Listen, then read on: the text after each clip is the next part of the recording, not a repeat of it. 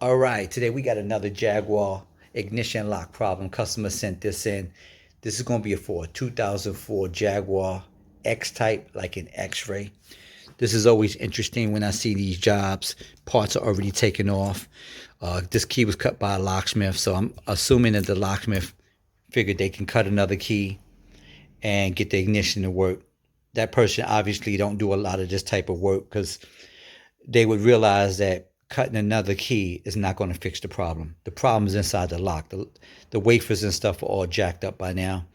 What happens is you first thing happens, you have a key, it starts getting worn out, it gets badly worn, it starts messing up the ignition. That's why when you start using the key over time, one time you might turn it might be really hard to turn, and then all of a sudden you don't have a problem for a few days. Next you know, about a week or so later, you're probably wiggling and jiggling, trying to get it to turn. That means the problem is progressing, is getting worse.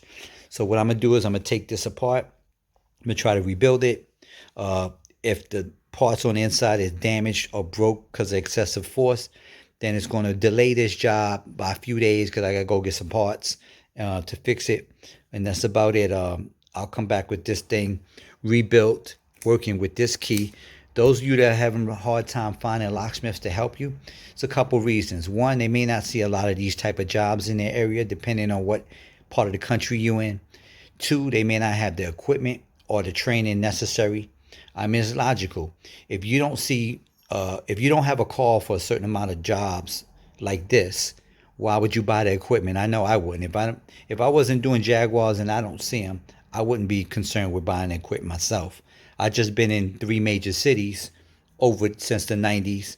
So I've seen quite a few of these Jaguar S, X-Type, XJ, XJRs, XJ8s, you name it. I've seen a lot of them. I rebuilt a lot of them. But that's about it. If you're looking for a video or a way to show you how to remove these locks, there's a guy named, I think his name is Gerald. I don't know where he's out of, but he has a video on YouTube. What I'll do is I'll find the link and I'll post the link in the description under this video. So that way, if you want to know how to take your lock out, to remove it, to send it to me, you can do so. You can watch the video. He does a pretty good job, showing you how to remove it.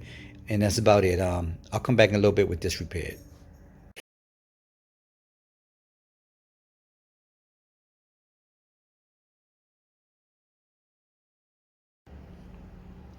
All right, this puppy is done. So far, this is what I know about the lock. When I took it apart, none of the parts just broken. I guess them taking the piece off, they probably attempted to try to take it apart and they decided to leave it alone, which was a good thing. I didn't have to replace parts or nothing like that.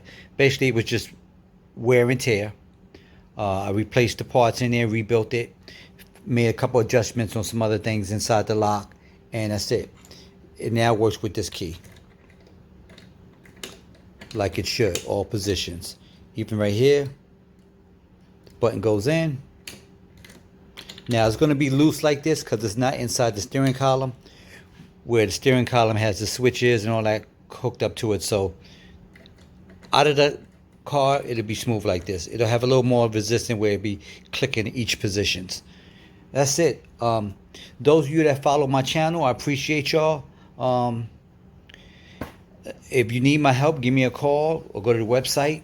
Keep in mind, I can't tell you how to fix your car. That's not what I do. I'm involved with the keys.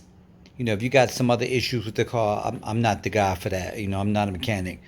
My specialty is locks and keys, transponder systems, that type of stuff. Now, I can tell you I've been doing this for a very long time. I've been doing this since the early 90s. I'm not one of them guys that are going to say, yeah, I've been doing this a long time, whatever. If you want to look at my YouTube channel, you could probably see videos on there dating back for at least 10 years. I have over 500 videos by now. So you can look there and get an idea or a feel for what I do, if I'm good at what I do or not, based on my videos.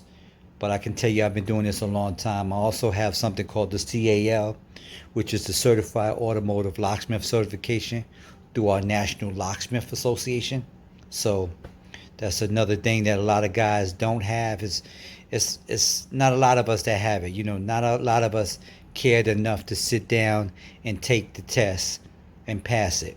So that's all I can really say. Again, if you need my help, go to the website www.acmlocksmithgroup, and thank you for watching.